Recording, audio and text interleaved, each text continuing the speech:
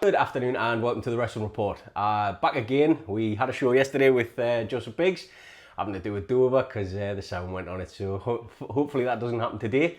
But I am here today with people who run the IWF, which is Prince Dagon, otherwise known as John, and Spawn, otherwise known as, and I'll get the pronunciation, Leyland. Yes. Father and son, although I don't know how that's possible. He looks like he was 8-year-old when he had him or something, but father and son, so thanks lads for coming on.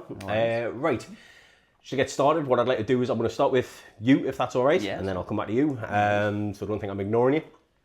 When did you start wrestling? What got you into it? So it was just after COVID when I got into wrestling. So throughout COVID, like I really found my love of wrestling. I used to watch it when I was a kid with my granddad. The old WCW Monday Night Wars. Awesome. Would watch WCW and then watch WWF and. I started collecting belts in lockdown. Right. That was kind of my thing because when my granddad passed away, I never really recovered from it, and that was kind of like getting us through. And I was training like 2-3 times a day. I don't look like it now, but Tell me, nearly 50-year-old, I can't train at all. and I beefed up a bit. And I was just in a meeting at work on Zoom, and they went, "Hey," I was wearing an NWO top, and they went, "Hey, you look like you could wrestle," and I was like, "Oh, I might give it a bash," you know. And one of the lads messages and went, "Oh, I'm training for wrestling," and I thought he was talking crap. Right. So I'm gonna call his bluff here. So I went along, and surely enough, there was a ring there. And on the way home, like I watched the first session, my lass went, "Oh, you're a shy lad. You're never gonna do that." and I was like, "Nah, I'm gonna make sure I get into this at some point." And I trained from there. I love that. Within like 5 months, I'd had my first match. That quickly? Wow, right. I don't agree with it. They tried to put us in a rumble in the January, right. And I didn't feel ready, so I said no. Then I just got pushed and ended up facing one of my best friends 2 months after in like a VIP match, and I still weren't ready. I don't think I was ready for about a year from there. Wow, right, but okay. I just worked a lot of like veterans. So did you kind of like learn on the job, as it were? Yeah, right. I had kind of like go from 0 to 100 within months. And it was a tough time, to be fair. Right. But it was very rewarding as well. Did it... Speaking as someone who... I'll get really deep really quickly. I've had issues with my own mental health and things over the years, and I find indulging in hobbies that I like, and I'm not calling wrestling a hobby for you, it is for me. It's something you do a lot more seriously than I do. I find there's nothing brings me out of a funk, if you will, that I'm in, than doing something that makes me smile. So did you find that, for your own, because COVID was a fucking awful time for everybody, getting stuck in the house and, you can't go anywhere, you can't do anything. Did you find that it was something that helped you in a positive way? Yeah, it was a really positive thing coming out of it. And I've kind of, I wouldn't say used wrestling, but wrestling's been a big part of like getting over like specific tough moments in life. Like I get that. After like 6 months of being an in-ring active wrestler, my nana passed away. Oh, I'm sorry. And her favourite colour was lilac. Right. So we incorporated that into what we were doing, and we kind of kept the spirit going in that sense. I love that. And then... little tribute, as it were, yeah. Yeah, like we changed our gear a little bit, and like we'll go by the Ministry of Pandemus. I like that, by the way. I clocked that when you come in. I love that. I'm out to see you about getting one of them. And then we're Pandemus Lilac from there. And we had like something called a lilac tier. Right. And on the back of your top or something. Yeah. Like oh, wow, I didn't even notice the backprint. Oh, that's great. I love that. We done like the lilac tier because when she passed away, we recorded a little video and like, the lilac tier is fallen. And that was our finishing move. And that's fantastic. It was only like November last year, my partner's mum passed away. Right. She was in St. Benedict's. And we'd done a show for them. Right. And then now the sunflower has become part of me thing. Like I'll come out with a sunflower. I love that you've put that into your, like, they're so personal, because you hear, you see things in people's gear where it's like, CM Punk's a bit of a mark for CM Punk. Joe called us it constantly yesterday. Look at the phone case. CM Punk incorporates stuff into his gear. Did you see Mania this year? Punk's entrance, he had all the different things on his jacket. I love that. Bit of a personal touch, and to him, it's very personal. To other fans like myself, it's something you can kind of, I get why that reference. But no, I love that because there's nothing better, I think. Yeah, they're not here to understand and accept the tribute, but I'm a quite religious person, so I believe that, maybe they know the tribute, whether you're religious or not, I don't know, but that's none of my business. But I love that you've put the thought and the effort into that, you know what I mean? And I think that shows real compassion and real care, and it'll help, again, the mental side of things, your way of coping, I suppose, you know what I mean? We're not normally this deep on here. This is probably the deepest show I've done. I'm liking this is good. But no, I like that because it means you've got something personal to you in a very personal way that's personal only to yourselves, that, other people go, I wonder what that means. But to you, you know exactly what that means. And I feel like as well, I'm of the mentality that means potentially, they're on the shoulder, they're watching you, looking after you. And I think that's lovely. I really do. I think that's fantastic. Yeah, there was a moment when I won the IWF Championship, and I had the black armband on for my manager's dad, who passed away like a month after. Oh my God. And I've got like another armband that's got me mother-in-law's name on with a sunflower. Nice. And I remember, like, it was one of them moments when you win a championship and the room, like, of course, like, the air's gone and everyone's going mental. And I've got hold of the belt, and Spong, or Leyland, came into the ring with the sunflower, and it weren't planned. And he gave us it, and I raised the sunflower instead of the belt. And my daughter was stood next to us, and I watched it back, and the tears just flow. That's lovely, though. And I said, like, I'm sorry for upsetting you, and she went, no, like, that was a really nice touch. I think that's wonderful. Yeah, I think that's really great. I do. I think, like I say, I love personal touches and things like that you can do, when you make things yourself or you produce things yourself. It's like, at the moment, just off the subject entirely, I'm doing something, my daughter's 1 in October, and I'm writing and making her a book for her, like a kid's book. For our first birthday, and it's all personal. Me and my better half are doing it, and it's called Ready Teddy. And we're doing all these personal touches, and she's obsessed with rubber ducks. Even at 8 months old, she's obsessed with rubber ducks. So every page has a rubber duck that she's got to find.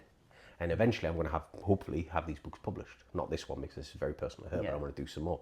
But yeah, and that's I love little things. I know it's not the same thing, but I think when you put a personal touch on stuff, like, no matter what you do, be it wrestling, be it books, whatever, I think it's more appealing in the sense you can then say to someone, look, I did this for this reason.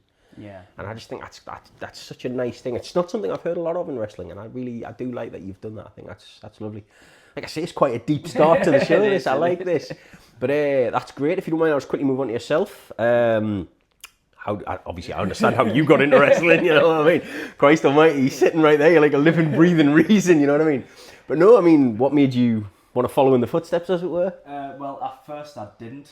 Right. The first video I seen, it was Davey Dudes. He got capped on by Bat Pigeon. Yeah, that's right. I was like, that's cheesy. So were you a wrestling fan as a child or anything like that? Yes, I was into like watching John Cena, Randy Orton and that. Yeah, you're very much that generation, aren't you? Yeah.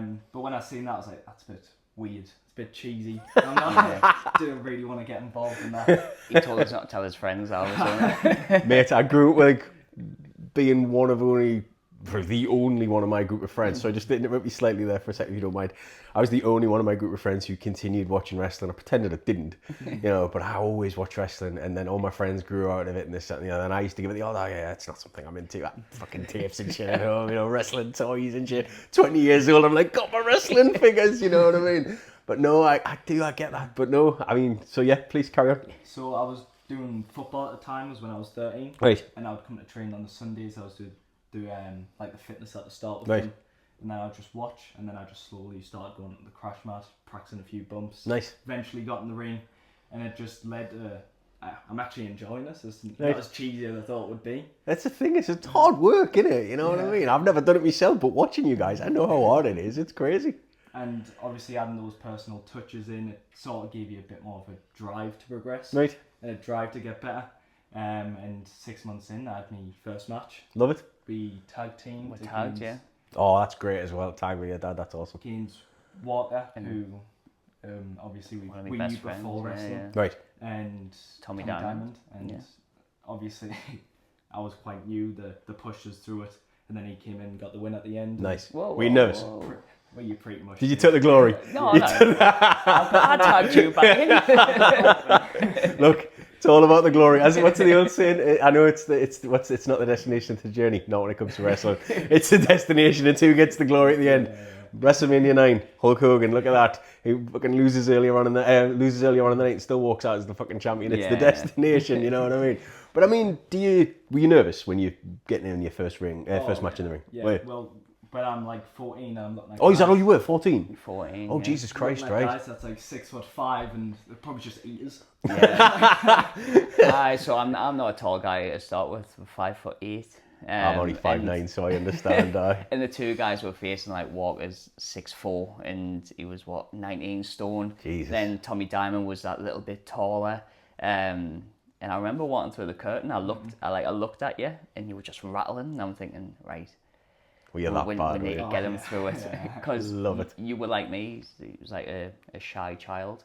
I get that, because I was. I mean, chatty as hell now, but I understand that. I get like when somebody puts you out of your comfort zone, your brain will go, well, I'm going to do this, I'm going to fuck up. But I'm doing this, just sitting in my living room chatting the shit about wrestling. I still shit my pants every time. Been nervous all morning, waiting for you to get here, you know what I mean? But no, I love that. I mean, do you look back on, do you know roughly how many matches you've had, or? Over 100. Right. Yeah. So you've obviously improved a lot then, and obviously, as you say, what are you, 18 now, did you say? 18. Yeah, so it's 4 years you've been doing this now. It's crazy to think at 18 years old you've done this for 4 years, you know what I mean? It's insane, you know what I mean? I've never taken a bump in my life. I boxed when I was young. I've always wanted to do it. I'll say this, obviously, you know Ryan Rude very well. I've always said I wanted to bucket list take a bump. And he's been dying to put me through a table, but I'm just not brave enough to do it, you know what I mean? Keeps saying, I'll do it. I'm like, nah, I'm good. I'm nearly 50-year-old, I'm not certain I'll get up again, you know what I mean? But no, I admire, see, this is the thing that's always pissed me off when it comes to wrestling, right? It's not wrestling that pisses me off, it's non-wrestling fans that piss me off, because they go, you do know it's fake. It's like, no, because I'm fucking stupid. You know what I mean? It's like, I haven't watched it for 40 years and not figured out that really they're not dropping each other on their heads for real, you know what I mean? But at the same time, I argue, I think was it Jim Ross said it best, you can't fake gravity. You know what I mean? You're getting put on your back from 10 feet in the air. You're getting put on your back from 10 feet in the air. You know what I mean? There's no faking that. And I find it fascinating. I really do. Because, I mean, you watch fighting in general. Did you see the result of the Conor McGregor fight last night, for example? No. Lasted a minute. And Conor busted his knee. And that was the end of that. $6,000 for a ticket. And then the poor lad hurts himself. It's not his fault. But at the same time, in wrestling, that rarely happens, in the sense that you're not going to get a full, decent card, a decent match. And I think people go, oh, it's fake. It's like, yeah, but it's the best form of entertainment I've ever seen. It's a live stunt show. What you guys do is incredible. I couldn't imagine the timing, the talent, the training that you guys put in.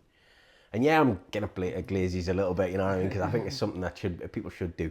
I just think it's fascinating. I stand in the ring when I do my little bit of announcing, and I'm like, wow, I get to talk in a wrestling ring. I couldn't imagine getting out doing what you do, you know what I mean?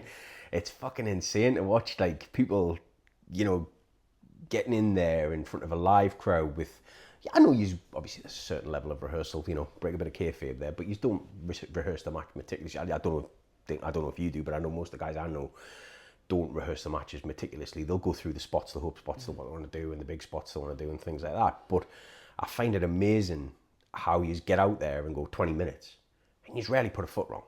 I've never seen a guy really do anything you would consider a mistake, or what they would consider a mistake. I don't have the right to call it a mistake, but whatever they would consider a mistake, I think it's fucking amazing. I really do. It baffles me how you do it. Let's put it that way. My brain doesn't work that way. But I mean, do you look at like your careers, if you will, and then say, like, is there any matches you would ever think, well, I'm really proud of that, or is there any matches, without mentioning any names, that you look back and you think, fucking hell, I wish I hadn't done that, or anything like that? Yeah, for me, the proudest matches I've had, obviously, was my first one, and I'm going to sound like a right big baby here, but, like, so Walker, and, like, we've been mates for about 14, 15 years. Right. And when I got into training, so did he. And when we had our first match, like, I was so nervous because I knew I wasn't fully ready. It was a VIP match, albeit it was like 40 people in the crowd. Right. But after that show, like, I went home and, like, my song was still ringing in my ears. I felt like we had, like, no one's first match is great. Right. But I thought that was all right. We got the reaction from That's the a crowd. good way to look at it, though, isn't Yeah, it? You know? and like I nearly broke down because it was such a proud moment that I was now my best mate. Yeah. I love that. But then when I look at like the matches I've had with my son, Mm-hmm. like the moments we've shared, because I don't look at it as like, let's get in there and just hit loads of big moves. That I You want like to tell a story. Yeah, it's always what's the story of this Mm-hmm. match, and let's build it that way. Persona, what a talent. Every time I'm in there with him, but he's me trainer, so Right. whenever I get in there with him and I go backstage and he's like, that was mint. It just makes us feel great. Because he's trained you to do it in the Yeah, first yeah. place. Yeah, that's cool. I like that. Like last show, we had the tag team match. It was you and Persona against me. And have you seen Alan Shaw before? No, I don't think so. He used to go by Waylon Hargreaves. Oh, I know that name. Yes. Yeah, yeah. I may have, to be honest with you, I did. I'm sorry, just to interrupt a little bit. I have taken, before doing all this, I took a little break from attending shows, and then all these new people came up, or people I had perhaps seen in the past and forgotten about. And then when I came back into it, I was like, fuck, I need to remember who these people are. You know what I mean? Because it's been so long. The name rings a bell. I may have seen. I'm not certain. I wouldn't like to say I have, but I know the name. Yeah, so I trained with him like a few years ago, and he's one of them guys that you just think, he's got it. Like, he really has. Right. So when we started IWF, he was one of the first people I messaged and went, Right. look, I want you to come in, I want you full time on the roster. And we had this match, and it just felt good, didn't it? Like, everything felt like it went really well, and That's got to be great, though, when it goes like that. when we walked back, the camera guy come running back through the curtain. I'm knackered. I'm trying to take my mask off, kind of breathe. And he's like, mate, that was the best match I've ever seen. I was like, I just need some fresh air and get a drink of me pop. I'm dying. I need some sugar or something. And there was a guy in the crowd, goes by Chris Cannon. Right? I don't know if you've heard of him. Possibly. Again, apologies to anybody this name's mentioned. I have met so many people in the last 6 months. My head's flooded with names, and I'm not the best with names. How many times I asked both your names when you got here? You know what I mean? He was in front row. He's worked for over 20 years. Right. And we'd done a spot on the outside, and we're all laid down, and you just hear him going, this is a fucking main event. and I'm lying on the floor thinking, yeah, we've got it. I Love it. That's probably my most proudest match I've been in. I love that. And what about yourself? I would say that's definitely up there. Yeah. Obviously, tagging with Joe's like one of my best friends now. Right. So, what happened when I know that you mentioned Colin? Me dad went to go and watch a show at Arcadian, Right, okay. and it was to try and pick a tag partner for me at the time. All right, okay. So I could develop Nice. and try and get better. And we noticed Joe, we got in contact with him, and we tagged for a couple of years. Oh, wow, right, okay. So obviously we're back tagging again now, and it's great. I love that. Tagging with one of your best mates is It's got to make life easier. it's just fun. Yeah. Well, Biggs, when he was on yesterday, obviously not that anybody will ever hear it. He's come back on next Sunday, so I'm going to do a do-over. He said the same thing. He likes working with Jay Oliver because obviously Jay Oliver's he's his best mate, well, one of his best friends. And I asked him what his 3 favourite matches were, and all 3 were against Jay. So, you know, I understand. I think when you work with somebody you're close to or you're related to or whatever, it makes life a lot easier. The one thing I will say, sorry to interrupt, you know, one thing I have noticed, which I never realised was the case with wrestling since I've getting into the whole, involved a lot more in the indie side of things. So many people related to each other that you don't realise. Yeah. Like families, it's like Callum, Jim Wilson, Luke's brother. Yeah, I've seen that. I was watching that show the other day. Yeah, I think that was kind of a reveal on my show. I found that out when I was working Rapid Action. They were in the ring wrestling. I was standing next to Paul, who runs Rapid Action, and I went to him, you do know they're brothers. He didn't even know, and they were working for him, you know what I mean? And he went, are they? I said, they're brothers. And he went, they're not brothers. They're fucking ours. They've just told us, you know what I mean? But no, I didn't realise how much of a family affair it actually is. Like, you know, and I mean, even if it's just like, you know, wrestlers that are in relationships, and it's like, you don't realise because they go out there and they wrestle each other, for example, or they're wrestling, you know, then they're beating the crowd. It looks like they're beating the crap out of each other. Then they're like backstage and they're hugging and kissing. I'm like, whoa, hang on a second, what the fuck just happened? You know what I mean? But no, I was really shocked at how much of a family affair it actually is. In terms of wrestling, I mean, obviously you were saying you got into COVID and obviously you through your dad, which is fair enough. What made you, because I mean, you said you were a fan as a kid, so I mean, in terms of wrestling, what made you when you looked at it and thought, you know, what wrestlers actually inspired you to want to do it in terms of if it was local wrestlers or even like a bigger wrestler or something like that? So I'd never actually been to an independent show before. Right. Had you been to like WWE shows or something like that? When I was younger, I'd been to a couple. I went to the All American show when I was a band where my mum was like, "Oh, I've got tickets for you to go and see Kane and Undertaker at the Leisure Centre," and I was like, "Oh, great!" And I was buzzing, and then I seen Sting come out, and I'm like, "Wait, he's not part of WWF." And The Rock had put like 4 on, and I'm thinking, just like these, this what they call trash real. bag wrestling. Yeah.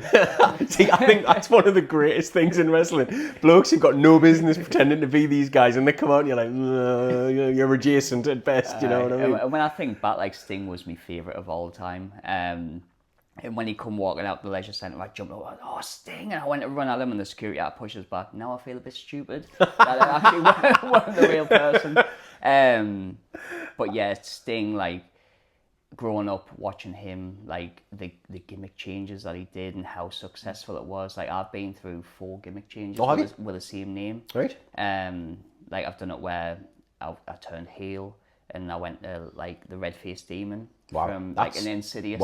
Is that what I was watching this morning, I think? Yeah, that's the match we had, the red-faced one, yeah. And then I've been carrying injuries, and I thought, if I do a comedy gimmick, I would maybe take less bumps and have a bit of fun. So down a bit. yeah, so I'd done like a mental health state of Dagon where I started drinking Iron Brew and speaking to teddy bears, and he turned into That's awesome. He turned into Strange. Awesome, I love that. It was like a Joker. Oh, really? Yeah, wow, right, yeah. Awesome. You see, that's such a hated gimmick. I love Joker Sting. I thought it was loved so ridiculous. I loved it. And then when we started IWF, I was doing the general managers, this strange character of Dagon, and I was like, I want to get back in there, and the ultimate version of Dagon is what I am now with a mask, and like it's the first time I've had proper in-ring gear. Right. Before it was like the Etsy stuff or the Amazon stuff. To feel better. And as soon as I put that on, I was like, wow, this is what the bigger guys feel like. Do you know when you put the gear on? Because obviously I've never done it, so I'm going to purely have to live through you both here. You know, when you put your wrestling gear on, does it change your mindset? For me, it does, yeah. Yeah. As in, you're not you anymore, you're the character now. Yeah, so I've got guys that come from work and they say that you're not the same person when you walk through the curtain. Now, well, if I was, you wouldn't buy tickets, but... Yeah, you're not going to pay to just watch any bloke off the street kind of thing. I get that. Yeah. It's like a mental state, and I don't think every wrestler does it, because some guys are just them amped up 100%. Where for me, with the whole Dagon gimmick, I need to be like dark and dingy, so I'll sit and get in the right mindset for it. Or if I'm like the red-faced demon, I'll get myself angry. I love that look, by the way. That's absolutely my favourite. I've been looking through bits and pieces this morning, and that look is fantastic. I love that. And the strange kind of version, I would come out in Congo with people. I would have like a big red dinosaur came out and twerked, and like I would go very hardcore. Right. So I'd have to get myself in a really daft mood. I like that though. You obviously have a lot of fun with it, you know what I mean? That's the main. I think I'm of the mentality, if something isn't fun doing, it's not worth doing. You know what I mean? If you're not enjoying it, what's the point of doing it? You know what I mean? Yeah. It's like with this, I had a little bit of a break. I don't know if you noticed, there's probably a bit of a gap. It's probably about 2 months since I did my last show. And it was because I just wasn't feeling it. I wasn't in the mood. I didn't have any announcing gigs to keep us in the mindset. Wrestling I was watching on TV wasn't very good. I think WWE's fallen off in a big way. So I was kind of a little bit meh about the whole thing. And I just thought, you know what, I can't be arsed. I'm writing books. So I was kind of like, I'm concentrating on them. And getting back into doing this on the other hand, because obviously, as I say, unfortunately, not that anybody will say I did a show yesterday. I'm doing one today. I've got 2 next week. I've gone from doing nothing for a couple of months, and I'm booked up solidly for probably the next 7-8 weeks. Nice. Which is not something I've done since I started. You know what I mean? I'm sure, luckily, I've got a missus who is really fucking understanding, because I'm filming in my living room, and I've had to basically kick them out the fucking house almost. You know what I mean? I mean, I love how your character is really impressive. I mean, you both are, in fact. Sorry, I'm not going to just skirt past you there. How did you come up with? One thing I will say, your character name is my favourite comic book character of all time, Spawn. It's not from the comic. I know, but at the same time, my absolute favourite comic book character of all time. I'm fucking obsessed with that character. When I found out that was your name, I was like, that is fucking awesome. You know what I mean? So how did Did you sit down, like, obviously yourself, did you sit down with your dad and come up with the character, or did you just come up with it yourself? Or Mine was more of an inside joke. all right, okay. Yeah. So when I started off wrestling, he was named Dagon. And obviously we mentioned water a lot. He kept winding us up. He kept calling us the sperma Dagon. Do you know how I feel you were going to say that? And then something just clicked, and you just said Spawn. Yeah, That'll Spawn work. of Dagon. Do you feel like it fits you though, like as a gimmick, as a character? Do you feel like you're used to it now, and you? Yeah, so it just started off that I was pretty much just following in his shadow. Yeah. I was just being like a manager at first, just sort Oh, was that of how you came into it? Right. doing little bits and bobs and promos and stuff Yeah. like that. And then it just sort of went on to just Spawn as I started doing like my own stuff. That's mint. And I just kind of stuck with it because the fans in the area Yeah. just know that I'm called Spawn. I like I that. changed it. I get that because it's you now. It's not just a character you play. Yeah. It's you. So I mean, in terms of obviously, you're a young lad. You've got a long way to go, hopefully, in wrestling. Is this something you want to continue doing as you get older, or do you think it's something you'll perhaps step away from when you're older? Or No, I want to try and drive to get as far as I can get and just see how that goes. hoping that's what you say, because that's kind of leading Yeah. into my next thing. So do you think maybe you'd perhaps try and make it as a profession, like as in like a full-time profession? Because I know a lot of wrestlers, obviously they work other jobs, because unfortunately indie wrestling doesn't necessarily pay huge wages, which, who gives a shit? I'm glad there is a grassroots, indie, especially I think in the Northeast we have one of the best indie like groups of promotions. I think they're fantastic. I was unaware of how popular they are, and I mean I work for Rapid Action, and I do, and Mick's going to kill me, I can't think what Mick's promotion. Thank you, Royal, yes, and I do announcing, because I'm doing that next month as well. My brain went there. Sorry, Mick. I'll still work the 15th, I promise. And I do them, and I'm always looking for other promotions, and I love the announcing side of it, and I'd never done it. And it came about because of this show, and that was all it was. And it's just like, it's one of those things where I can't see myself not doing it now. Yeah. And I'm an old man by comparison to you, Christ almighty, I'm an old man in comparison to fucking you, you know what I mean? But I can't ever see a period in my life now where I don't do this. Even, I don't make any money on this, I do this for fun, you know what I mean? Don't get us wrong, if I make money on it one day, brilliant, but if I never do, I don't care. I'm still going to do it, I'll definitely have you two on again, because this has been lovely so far, it really has.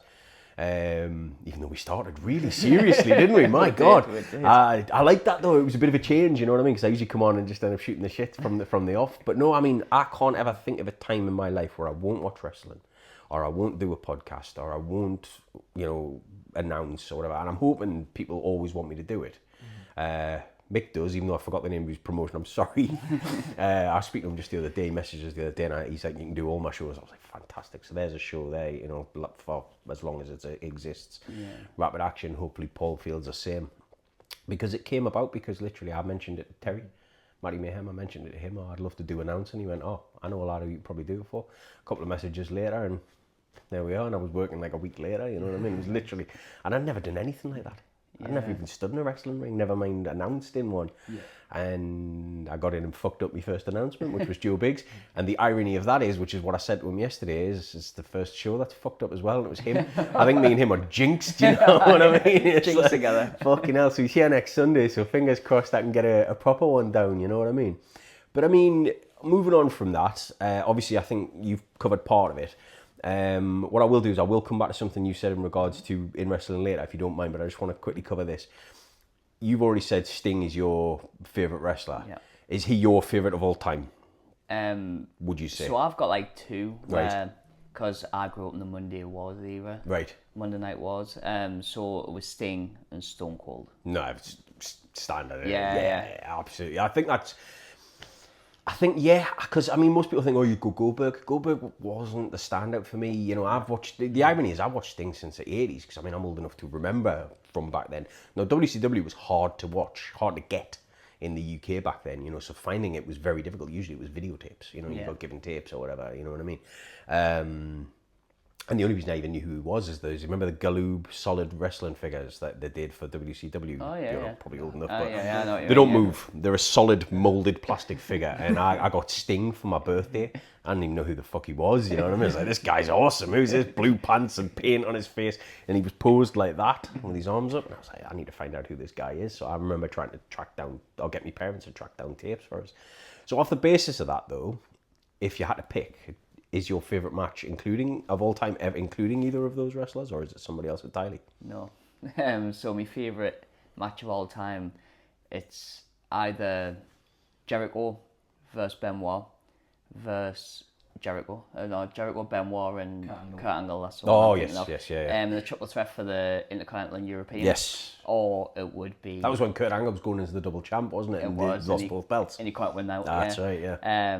Or it would be Taker and Triple H in the Hell in a Cell at WrestleMania. Oh, good times, great match as well. Yeah, that's a fucking brutal match. That is a great is. match. It's funny because every single wrestler, without exception, that I've asked that question to, not one of them has said I don't think that memory serves, their favourite match includes their favourite wrestler. It's usually completely separate. So what about yourself? Obviously, you're a lot younger, so it's a bit different. Who's your favourite wrestler, favourite match? I have got two. Right. So Randy Orton, I saw a group in that era. Awesome. And watching his character change as Randy well. Orton's fantastic. 09 Orton. Oh wow! So when he was a proper He bastard, was- yeah, He was yeah. and then I've got a very unpopular one, Chris Benoit.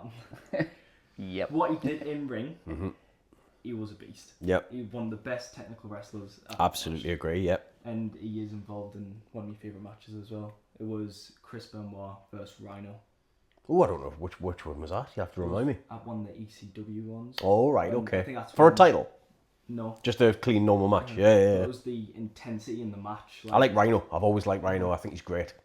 Like two big lads. It was intense with the tech as well. Nice. Like normally in that part it's a bit boring. Yeah. But how intense they were and how smooth it was, you were just drawn into it. I like that.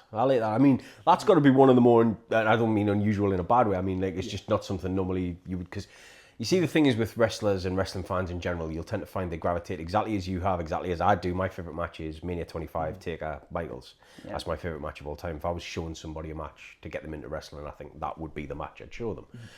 But you find most people in wrestling, or at least in my experience, you ask them what their favourite match is, it's always a big match, a headliner. Yeah. You know what I mean? Like a Mania or SummerSlam or Rumble or whatever. So it's refreshing to hear a bit of a different change. It's like, the irony is like I say, I fall into this exact thing. My favourite match is Taker Michaels, but my favourite wrestler is Kurt Hennig. Mr. Perfect, you know what I mean? That was because he was just such a prick, but he was fucking awesome. He was so good. And I don't know what it is about the guy, but when I was a kid, his music was awesome. His entrance with Bobby Heenan was awesome. When he used to, even little stupid things where he would throw the towel over his head and Heenan would catch it. And it's flawless.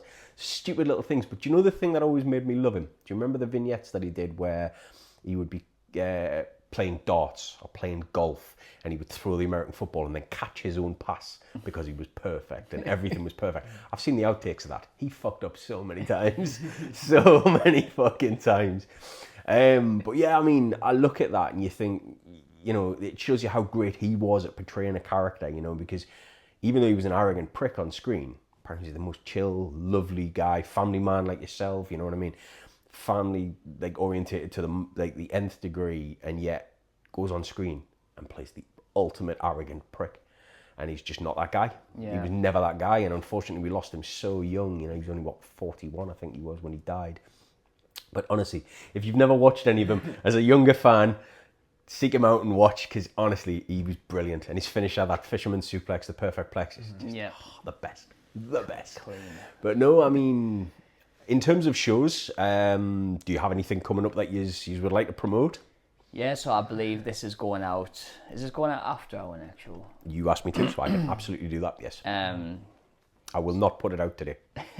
So we have got a show coming up next week. It is IWF Grand Slam, but it'll be after this, before this goes out. Yeah, that's right. It's our 1 year anniversary show Awesome. of IWF. Awesome. We started last July, and this is where kind of... Is that all you have been around, just that period of time? Yeah, for wow, a year. Right. And I think this is going to tie into the beginning. So the 18th of July, a few years back, was the day that my nana passed away. Right. When we'd done the whole lilac thing, and oh wow. And the main event of this show is me versus Spawn for the IWF Championship. And, awesome. And if I lose, I retire. Oh God. So it's one of them where we've kind of thought about, we've planned the story, we've getting to this point, and it's on a night that means so much to our family as a whole. Yeah. So the big entrances will be planned. But after that, we have Night of Champions on the 14th of August, Friday night. Yeah, because I'm doing the show on the 15th on Saturday. Yeah. Yeah, so that'll be the one that's after this. Awesome. So in terms of these, where are these shows? Promote them, So, spill them, tell people. Grand Slam is at Grindon Social Broadway Club, and then the one in August is at Cheers Bar in Sunderland. Right. So it's just right near the town centre. It's a nice little bar, isn't it? Yeah. It's kind of like the place where, when obviously we started IWF, we went Yeah. looking around, we wanted to be in Sunderland where we Yeah, all yeah, live. yeah. There's a lot of promotions in Newcastle, and we didn't want to kind of ruffle any feathers, so we thought Sunderland's empty. Let's try and take that. Is there many other promotions over in Sunderland, or is it just yourselves? Or? UWA started in Sunderland about 6 months after us. Right. So very new as well. Yeah, then, right? they're up in Chester Road in Sunderland. Apologies, by the way, for my ignorance. I know very little about the promotion on that side. I don't get over Sunderland very often, to be honest. I have no reason to go there, unfortunately. So, But to be fair, like, they come to us and said, look, we're going to run Sunderland and we don't want the shows to clash. So we kind of like work together and make sure that I like that. our shows are not on the same Bit of night. respect in it, you know what I mean? Yeah, I like yeah. that. Yeah, I Then like we that. go and watch their shows, they watch ours. Come through like the same talent because they're not busy there. Yeah. Yeah, I've noticed that everybody works yeah. the shows and everything. We do have a couple dip in and out of Sunderland. Right. Not Do you get many guys from over this side? Like does Fahrenheit or anybody like that So work? or- Fahrenheit works for us. Matty Mayhem. Shout out Maddie and Fahrenheit. Yeah. Ryan Root's someone that we're being taught new. Definitely want to times. bring him in the future. Good times. Asylum. Right? Asylum. Good guy, great guy as yeah. well. Mick, he's a lovely guy. Yeah. Who else have we got from this side? Actually, Mick, when you see this, come on the show. Don't know if you ever heard of Arcade.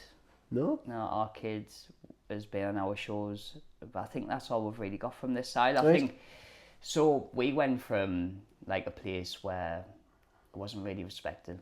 I'm not going to go too far into it, but we had kind of remake sort of relationships with people, didn't we?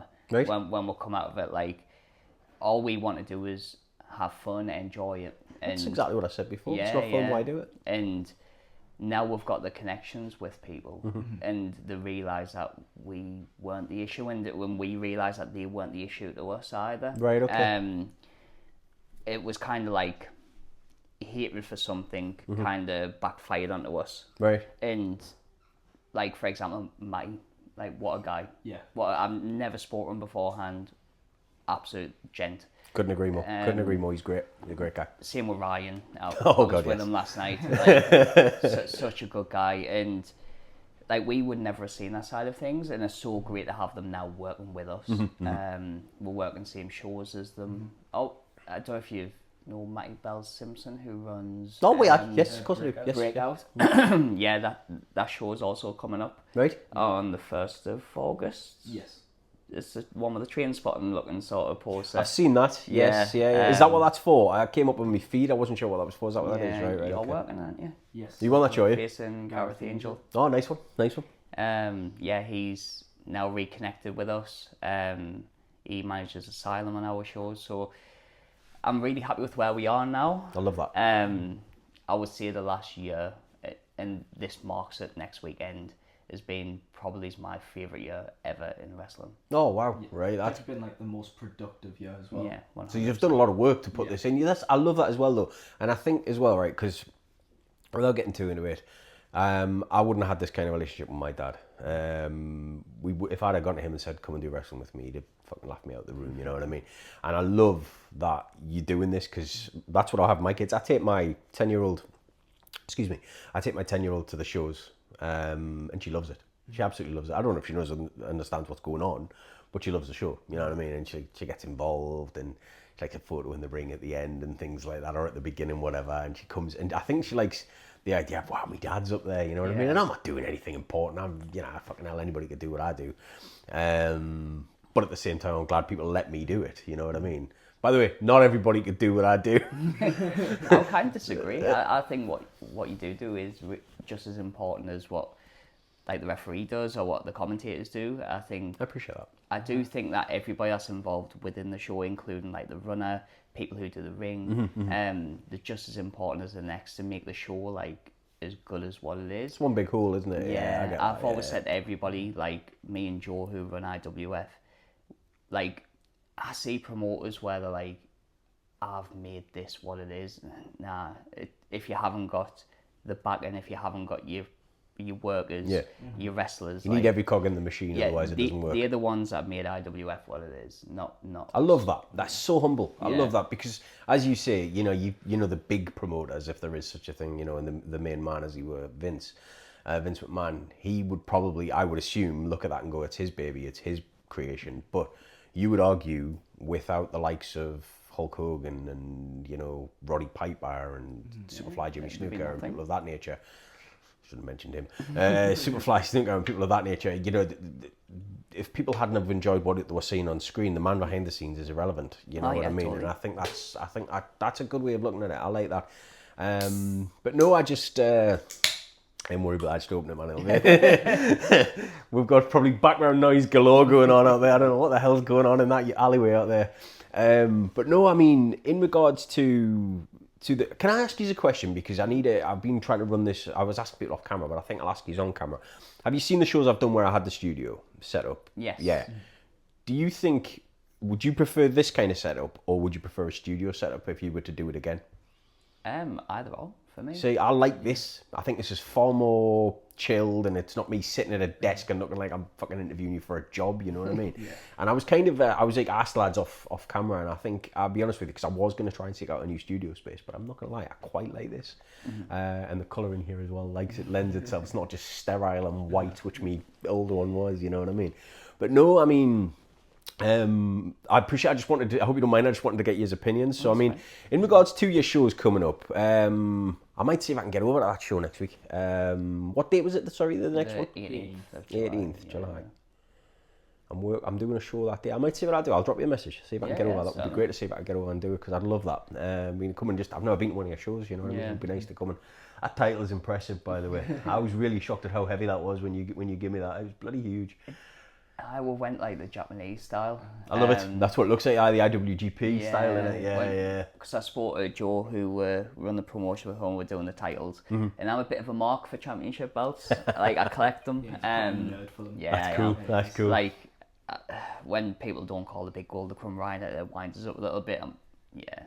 We'll not get into that. I have a signed Big Gold WCW. I have signed by one of them by quite a few people, some of which aren't with us anymore. Very nice. It's not here, unfortunately, otherwise I'd show you it. I have a storage locker where all of my crap is, because I have a lot of crap, basically, and it's in there. What I'll do, though, if I can get it out before the show next week, if I do come over, I'll bring it with us. And you can have a look. You'd like that. I've got a NXT title. You remember the old original NXT with the X signed by Finn Balor as well. So I've got one of them as well. Nice. Things have acquired over the years. You know what I mean? But no, I mean, moving on. Do you have any stories funny stories or cautionary stories in wrestling that you'd like to? We'll start with you this time, if you don't mind.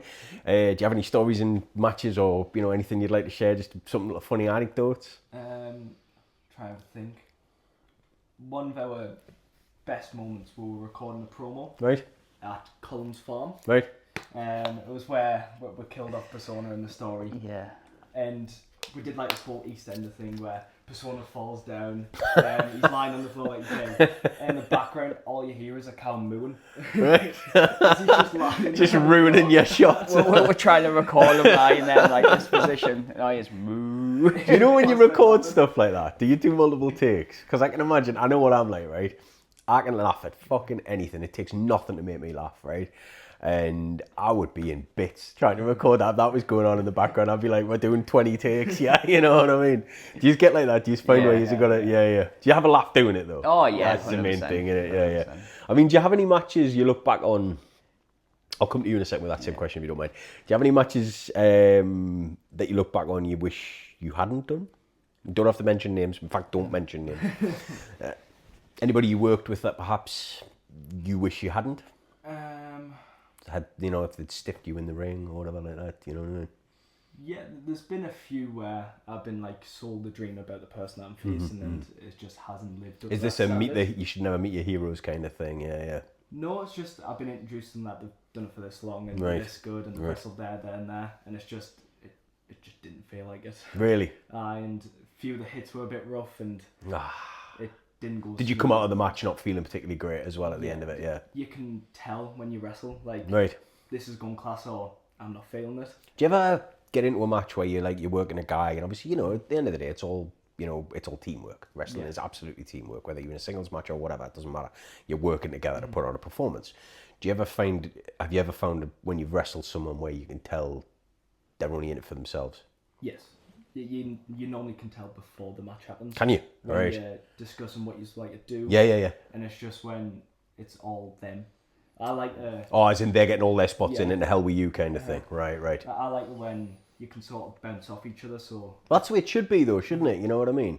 So do you find, with that being said, do you find going into it where you think, well, fuck, I don't even want to do this now? Do you ever have that mentality? Or do you just go in with a professional mindset and think, fuck it, I'll do the match to the best of your ability, to hell with them kind of thing? yeah, that's what I like to do, just to go with it, and whatever goes downhill we'll discuss after the match and Right. make sure it doesn't happen again. Yeah. Or I'll discuss with the promoter, like, I don't want to work them again. Well, that was my It's next that- question. You've just answered Yeah. there. So I was going to say, after that, do you look at them and think, yeah, I'm not working you again at that point? Yeah. There's been some people I've had that thought. Yeah. Sad though, isn't it? It's such a younger age as well. Now, sorry, I don't mean to keep harping on your age, but you are young for a wrestler, and I think at such a young age to have had that experience, when in reality you should have people coming in nurturing you and helping you and wanting you to have the best matches, so that you go forward and go, well, when you're at, say, your dad's level or your dad's age or whatever, or my age or whatever, if you're still doing it, where you can then say, well, yeah, I can impart that wisdom on the younger generation and help them. And I think the fact that you've got that mindset now says that if you are in this in 10 years still, you're going to look back and go, you know what, actually, I'm going to help these kids now, or the future generations, rather than fuck with them and ruin their fucking potential to actually have a match, you know what I mean? We are actually helping out like a few of the young ones that have started Right, wrestling. I like that. Like Jakub, he's the youngest Polish wrestler ever, Right? Yeah. and he's unbelievable. Right. He does the mad flips. And How old's he? 14. 14. He's 14. 14. Jesus He Christ. first met when he was like 12 or something. Yeah. So he's been doing it fucking hell. Been trained since he was 10, I think. Who has 4 years experience at 14, man? That's insane, isn't it? You know can what I see mean? it. You can see it. Is he going to be something, do you think? Yeah. Yeah, You really? you can tell. Obviously, my sister, your Yeah. daughter Lilith, she started doing the wrestling and doing bits and bobs. She does How old is she? managing now. She is 13. Right, so she's in it very young as well. So you think, again, there goes back to what I was saying before, family affair. You've got your Yeah. little ones involved as well. I think that's wonderful. And to be fair, I think in wrestling you just do create a family. Oh, Like, yeah. It just happens. You get close with people because you're always there with them when you're doing training or Yeah. shows. So you just get closer with people. Well, I realised that when I put that, the post you responded to that I put on Facebook, I'd never done that, right? I'd always just reached out to individuals and hoped they would get back to me. Everybody did. I was never an issue, but it was getting to the point where I was so many people I wanted to reach out to, and I thought, I can't send every single person a message and then keep on track of it. The fact that everybody who got back to me, yourselves included, right, I was stunned, because it was within an hour. I had a list of people just like, yeah, we'll do it. And I was like, fuck, people actually do want to do it, you know what I mean? I even said to my last one, and I said, look at this. She's like, told you. I said, why the fuck didn't I do this months ago? You know what I mean? I was like, shit. But I mean, in terms of moving on to yourself, I mean, it's the same thing. Do you have any, any, like, stories that you want to share, or any good stories, bad stories? Again, don't mention names. We don't want to insult anybody. It's one of those things where, but at the same time, if it's a positive experience, by all means, mention I've them, got I've got a funny story, and I know what me match that I shouldn't have had is, Right. and I will name names for a reason.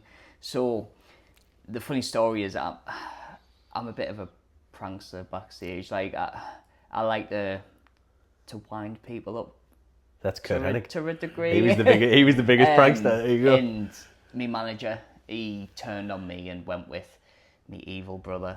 I will not mention that name, but he weren't feeling it, and I was like, Davey, on your day, like when you want to be a cunt, you were a great one, but you're just not feeling it, and you can see it when you're out there. And I need you to get that crowd hot, so then the pop for me when I come out. Yeah.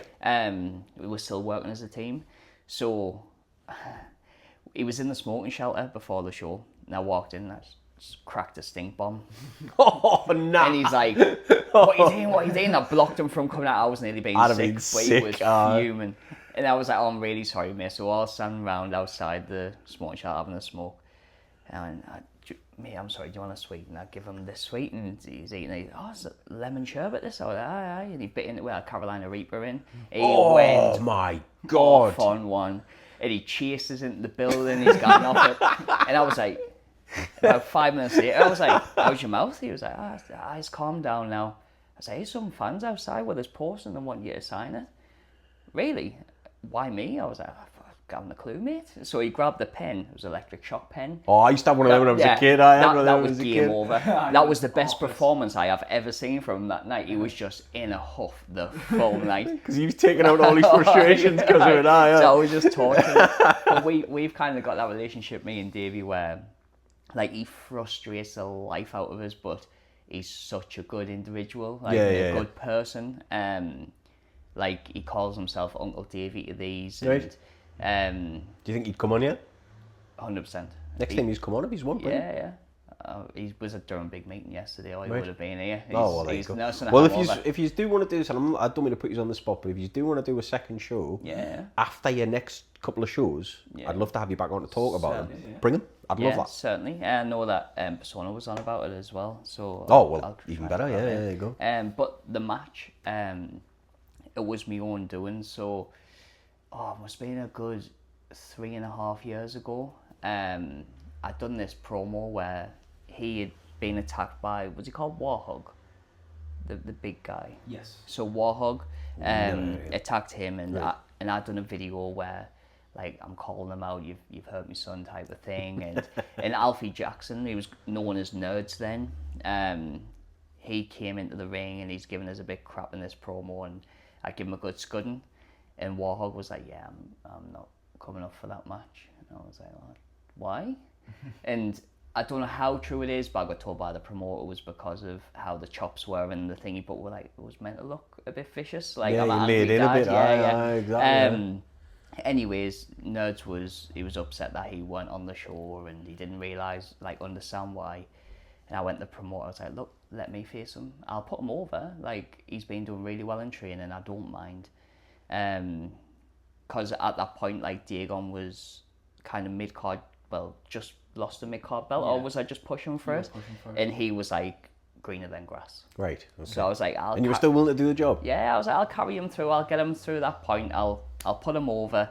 And when I was in that, I realised very quick, I am not skilled enough to drag someone this new through a match. Right. I thought I was, I'm not.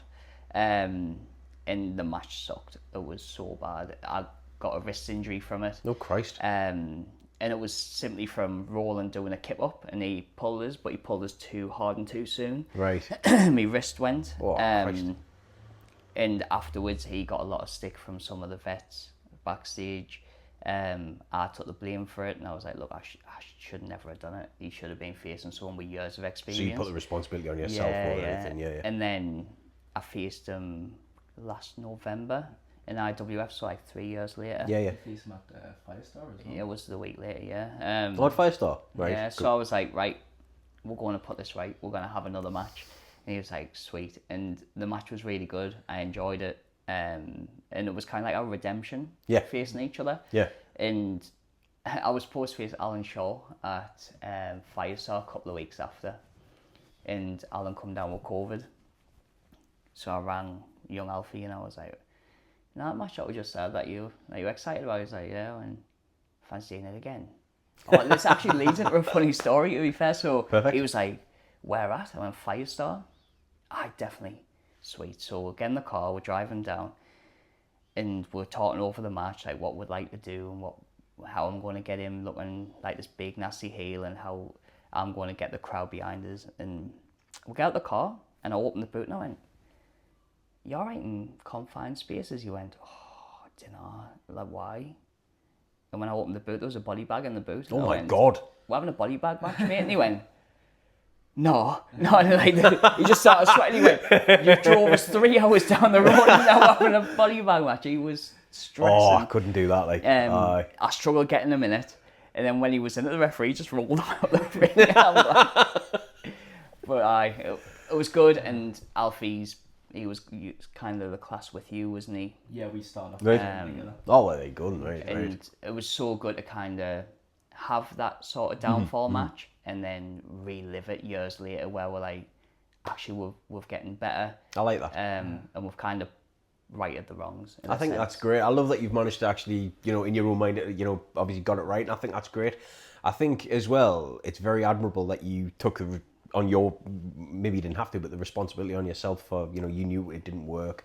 But did that not help you in the sense of you're saying there, obviously you weren't, in your own head at least, perhaps, ready for that, to bring somebody that green through, but does that not make you want to work harder and get better and, work on whatever you think you need to work on? I'm not going to assume, and, does that, in your mindset, help you in a positive way as well, At first it didn't, because I felt like I let them down. Right. I felt like I kind of let the promoter and the show down because I was so invested in the fact that I know this kid, I train with him every week, I can get him through a match. And it just made us train harder, and I think that's where I kind of slipped off, where I wanted to help the young'uns come through. That. Yeah, I like that. Me and Persona kind of ran a separate show for the same promotion called Future Division, where we had this roster of the young'uns and we're giving them like the right matches, the right experience, and we're trying to get them to come through.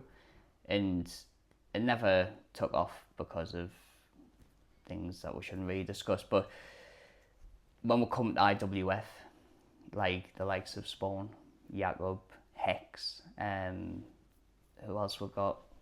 Lilith, Copy, Sylphrina, some awesome Lottie. names there in there. That's some great names. I love that. All of these were the young'uns, and when I started IWF with Joe and we left the old place, like it was kind of all up in there. Like I said to them, and I'd done a in-ring promo at one of the Future Division show, and I was saying like, I've got you back. Like I'm going to make sure I pushes and do whatever I can. And it was kind of like, was he talking crap? Like, right? Because he's just walked out on the promotion, and when I explained to them like it weren't through anything yous have done, it was this and that, and I brought them in IWF and I've give them matches. You kept your promises. And Hex was the one I brought in last. Right. And he crumped and went, that is like when you done that promo, I felt like I was going to cry in ring. Mint. And he went, and you've stood up to your word, like you brought us over. And see, that gives you a good reputation as well, doesn't it? You know what I mean? I think.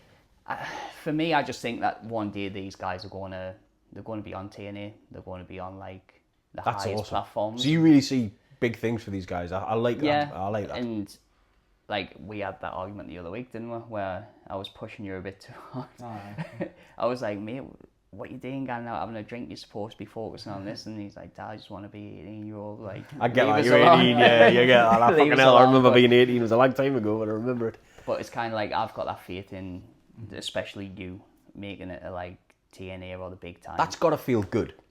It's got to feel great, you know what I mean? Sorry to interrupt you there, but it's just such a great moment to jump in. That's got to feel amazing to know your dad has that level of faith in you, man. That's awesome, that. No, it is, but at the same time, it can be like, that's a bit too much. I want to let us do my own thing, but I understand where he comes from every time. Well, watching what I've watched, and I'm not going to lie, I've only watched a small amount, a lot of it this morning. I was supposed to watch it last night, but England game and a few drinks, you know what I mean? It got away from us. But I wanted to come in a little bit prepared because I'm not going to lie, I haven't been to one of your shows. I'm hoping to change that very soon.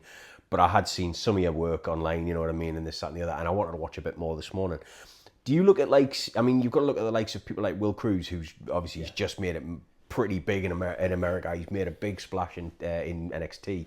I know he's got to change his name. He's Mason Rook, I believe he's wrestling as now. I saw Will Cruz wrestle for North at the Walker Dome when Gangrel and Scotty Too Hotty were on the show. Will Cruz was on that show. You could tell then he had something, you know, because he moves. For a guy his size, he's a big motherfucker, he really is. For a guy his size, he moves like nothing I've ever fucking seen. And you've got to look at people like that and say, yeah, I could do that. Because, you know, at the end of the day, I've seen you wrestle, and like I say, I watch bits, and you're a talent, you know what I mean?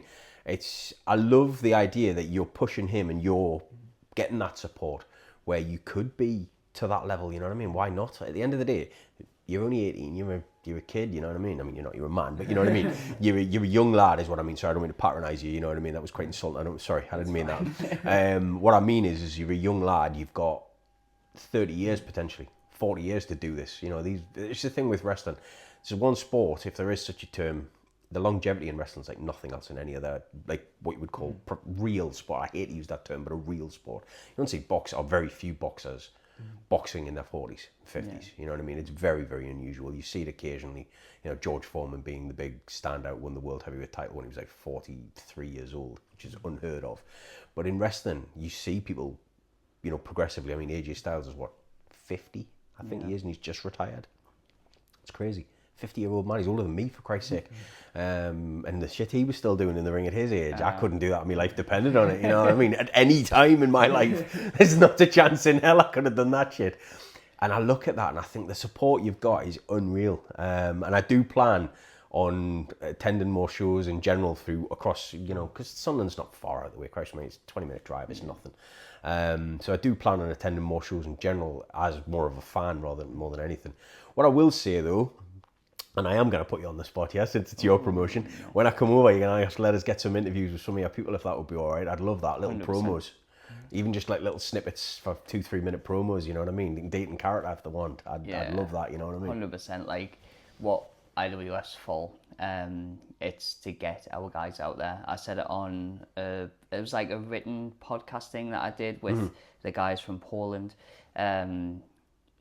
What was it called? My Wrestling in Poland. Right. It's to get the younger guys out there. That's awesome. I want to see these wrestling in Sunderland, Newcastle, Liverpool, Scotland, which is half done, and yous are still doing now down Wales. I want to see yous all over. Yeah. They've got ICW up in Scotland, haven't they? Is it ICW? Yeah.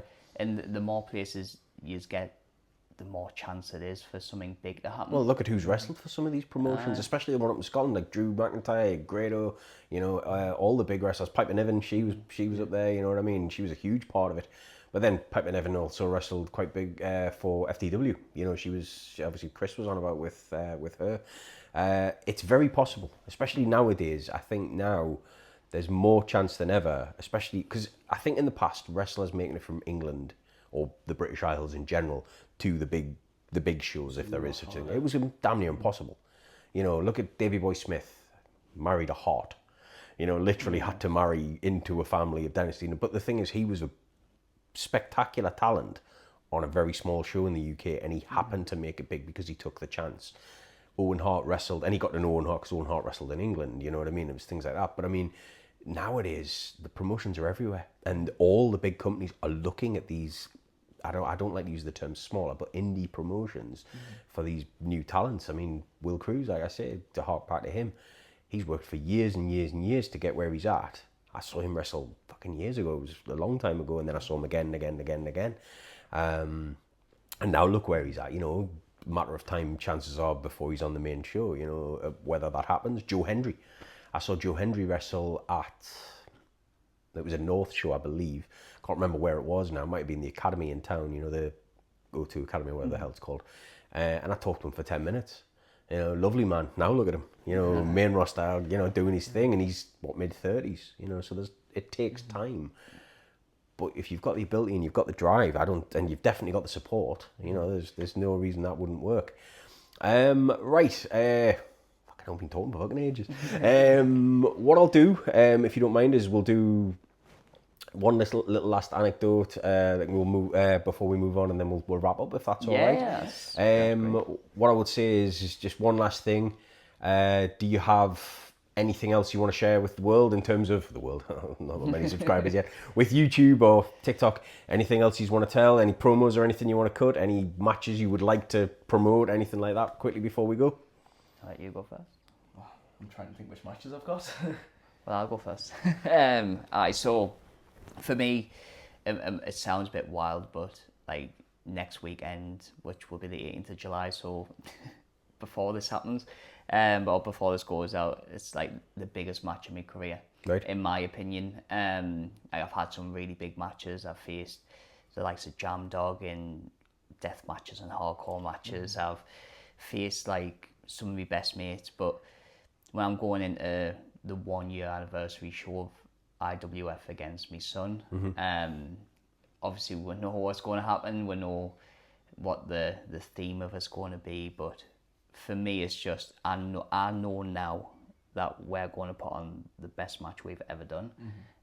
Awesome. Are you headlining as well? Is Yeah, that the main yeah. event? Awesome. Like, I know Awesome. I can wrestle you with a blindfold on, not knowing what the match is going to be. Not because I'm good, because I class myself as an average talent. I don't agree with that. I think I watched you, and I think you're both great. So, But I appreciate that. But, like, I think we've got that chemistry where no matter if anything does go wrong, where it has done before, and we've just flicked it because we know each other so well. so you're able to get past any.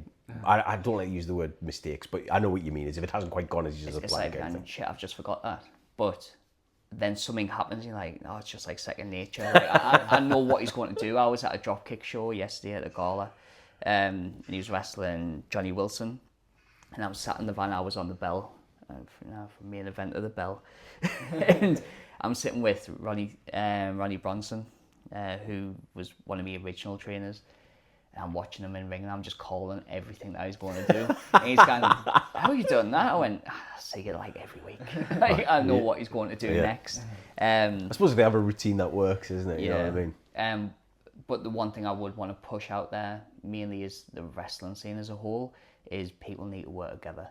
Agreed. I would like to, before we move on, obviously thank everyone who's kind of allowed us to be part of the grown wrestling scene, considering where we came from. I just think everyone's been so accommodating with us.